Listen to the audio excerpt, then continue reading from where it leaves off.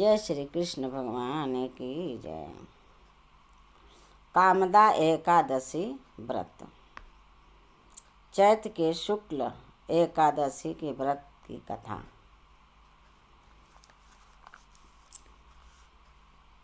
कामदा एकादशी व्रत हर मनोकामना को पूर्ण करने वाला व्रत है। एकादशी का व्रत सब भक्तों को करना चाहिए।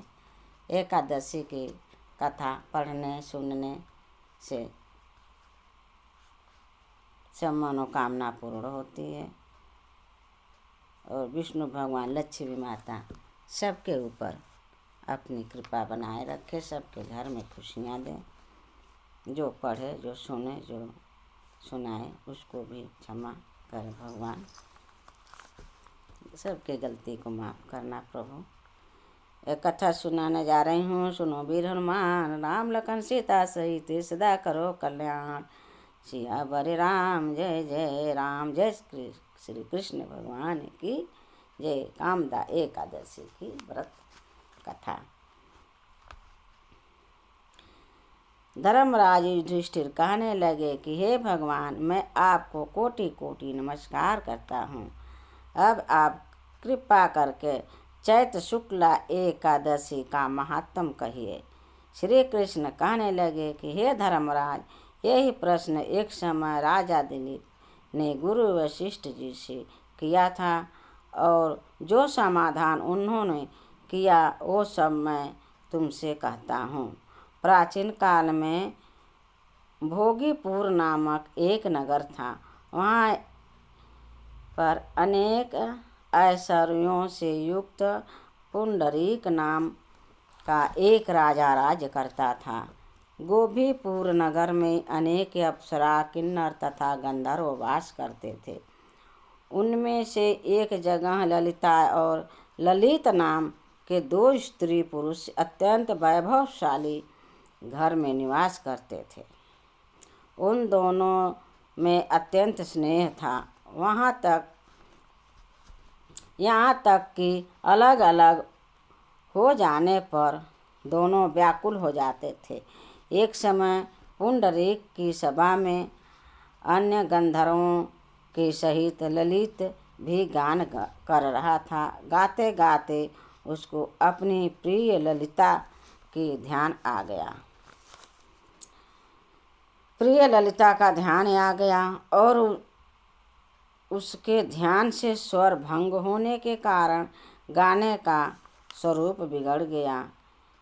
ललित के मन में भाव जान कर करकोट नामक नाग ने पद भंग होने का कारण राजा से कह दिया। तब पुंडरीक ने क्रोधपूर्वक कहा कि तुम मेरे सामने गाता हुआ अपने स्त्री का स्मरण कर रहा है, अतः तुम कच्चा मांस और मनुष्यों को खाने वाला राक्षस बनकर अपने किए कर्म का फल भोग। पुंडरीक के श्राप से ललित उसी क्षण महाकाय विकराल राक्षस हो गया। उसका मुख अत्यंत भयंकर, नेत्र सूर्य चंद्रमा की तरह प्रदीप्त तथा मुख से अग्नि निकलने लगी। उसकी नाक पर्वत की कंदरा के समान विशाल हो गई और गर्दन पर्वत के समान लगने लगा। सिर के बाल पर्वतों पर खड़े वृक्षों के समान लगने लगे तथा भुजाएं अत्यंत लंबी हो गई। कुल मिलाकर उसका शरीर 8 योजन के विस्तार में हो गया। इस प्रकार राक्षस होकर वह अनेक प्रकार के दुख भोगने लगा। तब उसकी प्रियतमा ललिता को यह सब वृत्तांत मालूम हुआ तो उसको अत्यंत खेद हुआ और वह अपने पति के उद्धार का यत्न सोचने लगे। वह राक्षस अनेक प्रकार के घोर दुख सहता हुआ घने वनों में रहने लगा। उसकी स्त्री उसके पीछे पीछे जाती और अनेक प्रकार से विलाप करती रहती।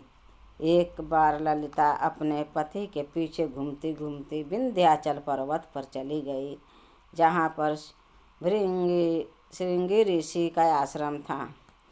ललिता शीघ्र ही श्रृंगी ऋषि के आश्रम में गई और वहाँ जाकर विनीत भाव से प्रार्थना करने लगी।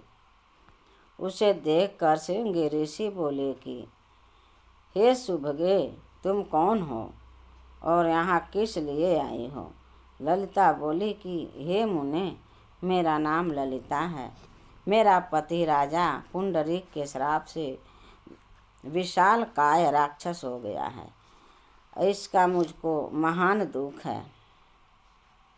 इसके उद्धार का कोई उपाय बतलाइए। श्रृंगी ऋषि बोले कि हे गंधर्व कन्या, अब चैत शुक्ला एकादशी आने वाली है। इसका नाम कामदा एकादशी है। इसका व्रत करने से मनुष्य के सब कार्य सिद्ध होते हैं। यदि तू कामदा एकादशी का व्रत कर और उसके पुण्य का फल अपने पति को दे दो तो वह शीघ्र ही राक्षस योनि से मुक्त हो जाएगा और राजा का श्राप भी अश्वमेव शांत हो जाएगा। मुनि के ऐसे वचन सुनकर ललिता ने चैत शुक्ला एकादशी आने पर उसका व्रत किया और द्वादशी को ब्राह्मणों के सामने अपने व्रत का फल अपने पति को देते हुए भगवान से इस प्रकार प्रार्थना करने लगी, हे प्रभु, मैंने जो यह व्रत किया है इसका फल मेरे पति देव को प्राप्त हो, इससे वह राक्षस योनि से मुक्त हो जाए। एकादशी का फल देते ही उसका पति राक्षस योनि से मुक्त होकर अपने पुराने स्वरूप को प्राप्त हुआ। फिर अनेक सुंदर वस्त्राभूषणों से युक्त होकर ललिता के साथ विहार करने लगा। उसके पश्चात वे दोनों विमान में बैठकर स्वर्गलोक को चले गए। वशिष्ठ मुनि कहने लगे कि हे राजन, इस व्रत को विधि पूर्वक करने से समस्त पाप नाश को प्राप्त हो जाता है। इस व्रत को विधि पूर्वक करने से समस्त पाप नाश को प्राप्त हो जाते हैं तथा राक्षस आदि की योनि से भी छूट जाते हैं।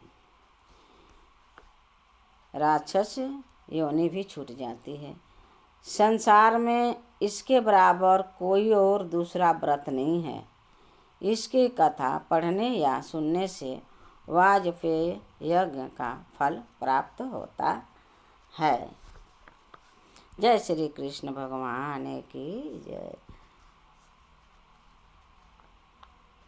एकादशी व्रत कथा समाप्त। जय भक्तों, राधे राधे। जय श्री कृष्ण, जय श्री कृष्ण।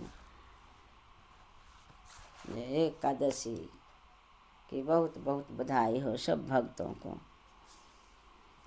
जय श्री कृष्ण, जय श्री कृष्ण, जय श्री कृष्ण, जय श्री राधे, जय श्री राधे। ओम नमो भगवते वासुदेवाय नमः। ओम नमो भगवते वासुदेवाय नमः।